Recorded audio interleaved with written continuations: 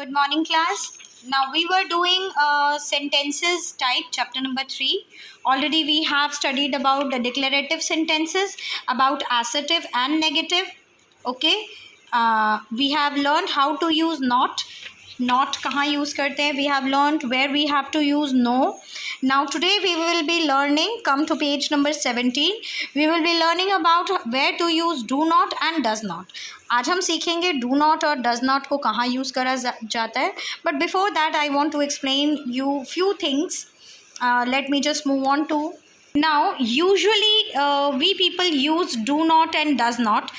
Do not और does not का इस्तेमाल हमेशा हम करते हैं सिंपल प्रेजेंट टेंस के साथ. Okay, now simple present tense किन किन चीज़ों के लिए यूज़ होता है, let me just explain you that and फिर हम अपनी एक्सरसाइज को कंप्लीट करेंगे. Okay, now simple present tense usually present tense है.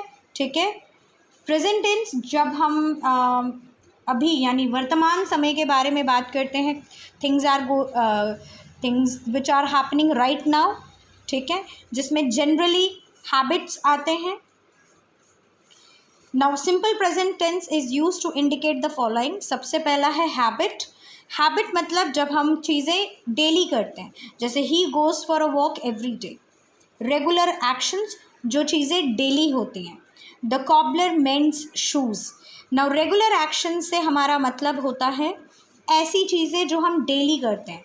ठीक है, और हैबिट से मतलब था हमारा जब हम चीज़ों को डेली प्रैक्टिस करते हैं.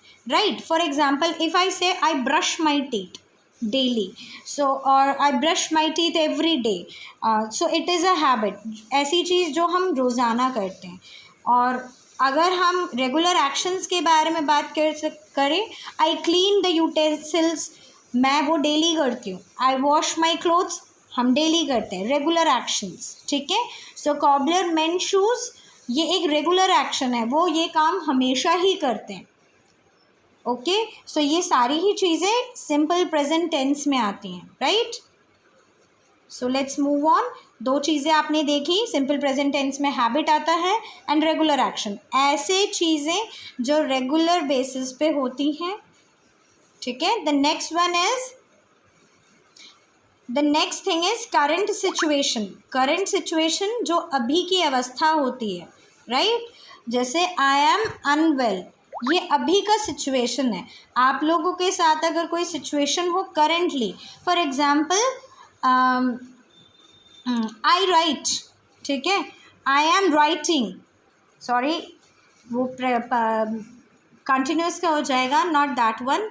ऐसे सिचुएशंस जो करेंटली हो रहे हैं. आई एम अनवेल एक करंट सिचुएशन है जिसमें ये बताया गया है कि मैं अभी बीमार हूँ. ठीक है, मेरी अवस्था को बताने वाला. I am unhappy. ठीक है, आई एम अनहैप्पी, मैं अभी खुश नहीं हूँ, जो मेरी सिचुएशन को दर्शाते हैं. So these type of things also come in simple present tense. Next is general truth और फैक्ट. जनरल ट्रूथ और फैक्ट का मतलब होता है जो जनरली सच होते हैं. Trees give us oxygen, so ये एक ट्रू फैक्ट है, this can not be change.